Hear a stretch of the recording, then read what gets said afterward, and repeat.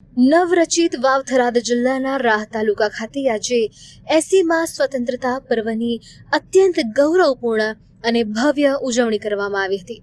ગુજરાત વિધાનસભાના અધ્યક્ષ શંકરભાઈ ચૌધરીએ રાહ ખાતે રાષ્ટ્રધ્વજ ફરકાવીને તિરંગાને ભવ્ય સલામી આપી હતી।